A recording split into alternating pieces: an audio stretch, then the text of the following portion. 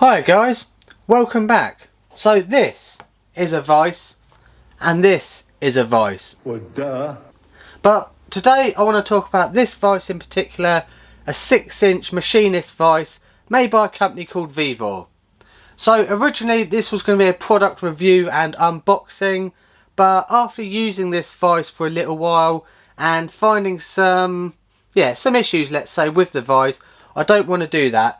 Today I want to start off by showing you this Vice being unboxed and displaying some of the issues I had with it, and then after that I'm going to cut scene and we're going to go to how I actually address the issues. So it's going to include stuff like adding the oil port here at the back of the lead screw, and also incorporating a roller bearing so to make the operation of this Vice silky smooth. So hope you guys enjoy that. Stay tuned and stick around because this is going to be a really cool video, and hopefully it'll be good to see what sort of quality you can expect from a £100 import Chinese Vice. So hope you enjoy this, guys.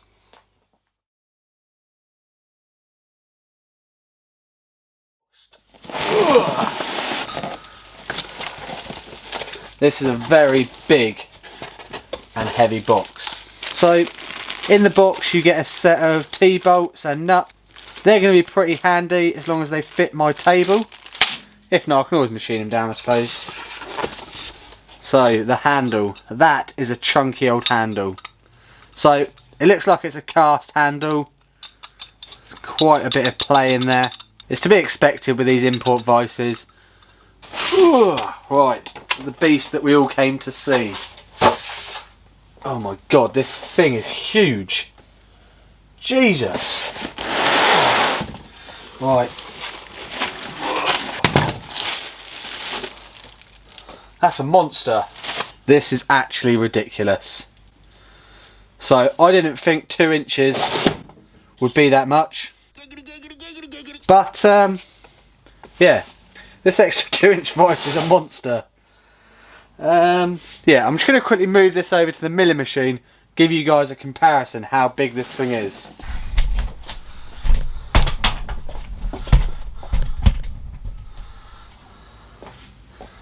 Look at that, that is ridiculous. So, yeah, what can I say?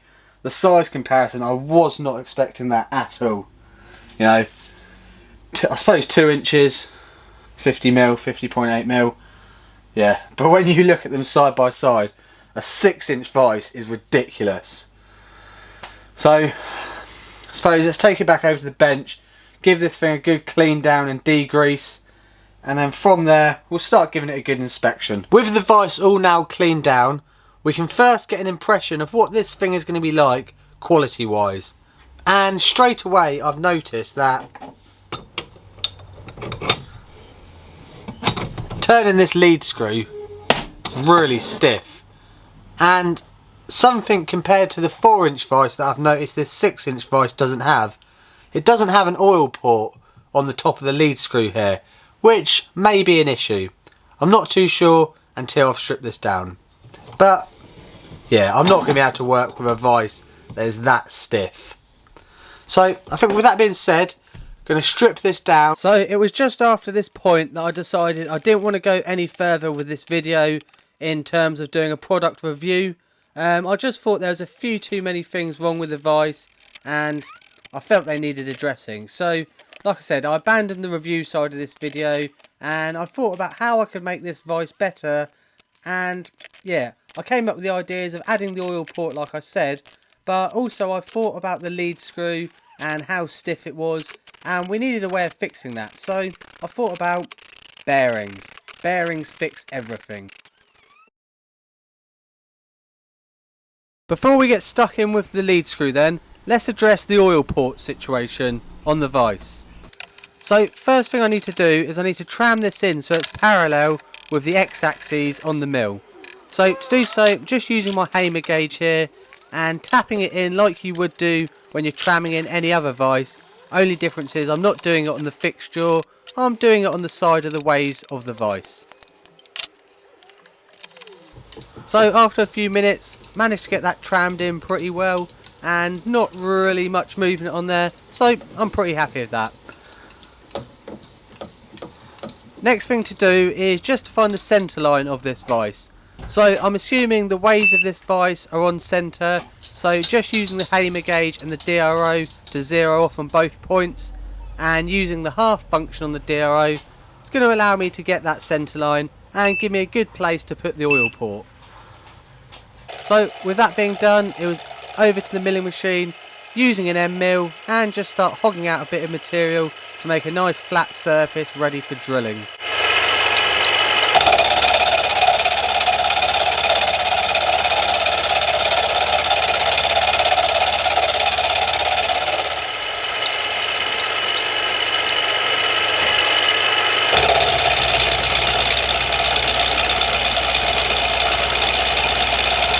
With a few passes done now with the end mill, got a nice flat section on there, which means we can come in with the stub drill and just drill the through hole into the lead screw area.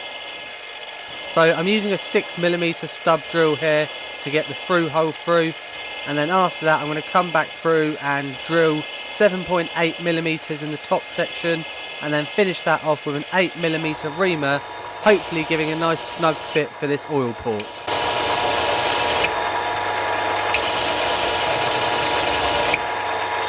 And not to mention getting rid of all this cast dust, so I don't want that getting on the milling machine.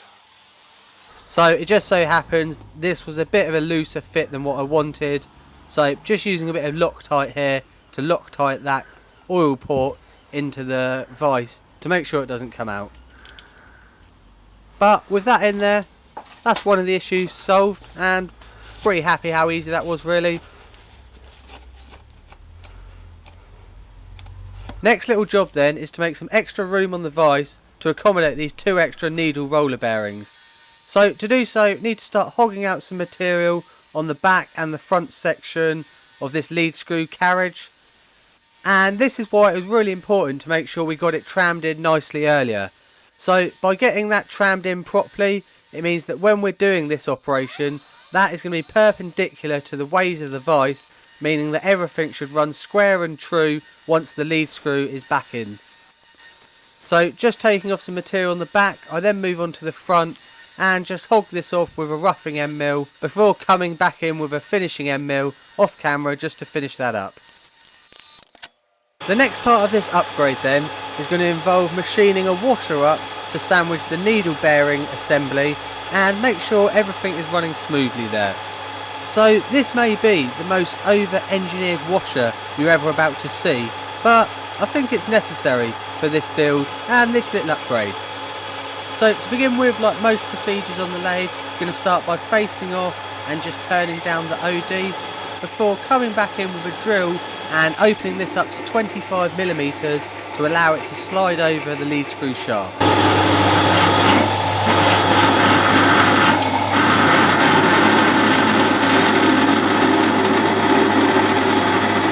One of the main reasons I love having this big Harrison M300 lathe is just the fact that I can drill out holes as big as this 25mm with no issue. With that drilled out, it's a case of coming back and parting this off, and using the power feed and a bit of oil makes this an absolute breeze.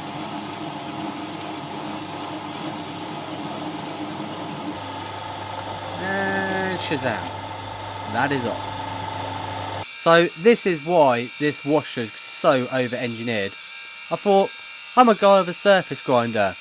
What would a guy with a surface grinder do but surface grind washers? So yeah, that's what I'm doing. Giving this a little tickle on the surface grinder, as I thought it's going to be contacting a bearing, so it makes sense that this is a really clean and flat surface.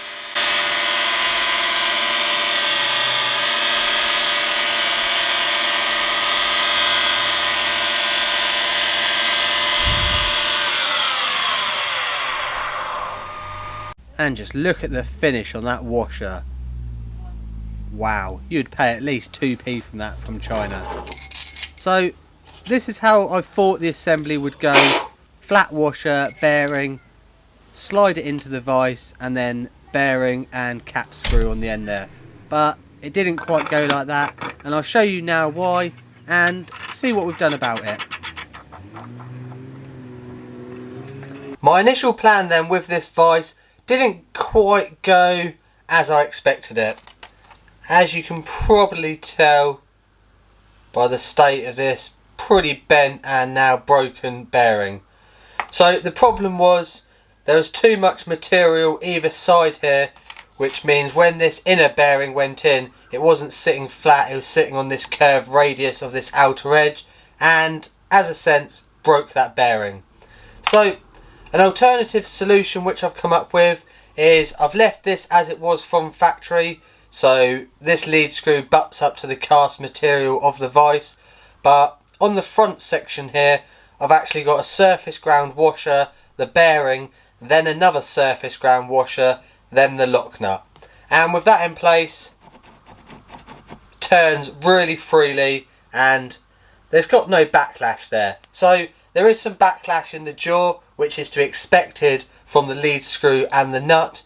But the issue I had from factory is once this nut was done up so tight that there was no movement here, it actually made the operation of the lead screw, like you saw at the beginning of the video, just unusable. So by incorporating this bearing and surface ground washers, it's actually made this system a lot more user friendly, and for me it just feels like a lot better quality having a bearing here. So I've only just done this upgrade, not going to know how long it's going to last or how well it's going to last, but if you guys are interested, it's something I can keep you updated with. But overall, that's the upgrades all done on the vise. There we have it then guys, that's all the upgrades done to the 6-inch Vevor vise, in my opinion, to make this thing a worthwhile tool to have here in the workshop. So, small disclaimer, Vevor did send me this vise free of charge initially to do a product review on, and I didn't want to lie to you guys, didn't think this vise was fit for purpose for the home hobbyist. As it is, who knows, maybe I've just got a dodgy batch, but for me doing this bearing upgrade was definitely worthwhile, and it's going to make this vise really useful when it comes to machining larger parts here in the workshop. So I am going to leave a link in the description below of where you can purchase the vise from.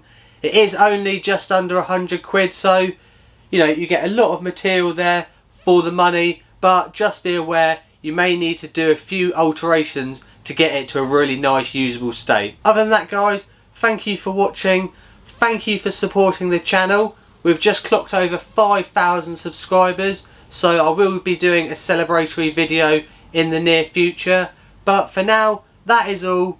Please go back and watch any of my previous videos, and I'll see you in the next one.